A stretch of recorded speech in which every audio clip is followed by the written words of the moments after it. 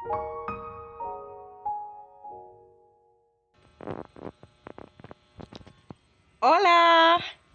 Hi guys! For today's video ay parang nagki-cravings ako ng bilanghoy. Yung, alam niyo yung sinaing na bilanghoy pero merong gata tapos nilagyan ng asukal. Yun yung gusto kong kainin ngayong hapon. Bagay na bagay ipares sa kape. Kasi nga, matagal na yung tanim ni Papalo pero sabi ko, Papalo, gusto ko kumain ng bilanghoy yung may gata, yung pinuya. Sabi niya, baka wala pang laman yan kasi bata pa raw. Sabi ko, subukan mo lang. Try mo kung meron pang laman, kung meron ng laman. So, ayun.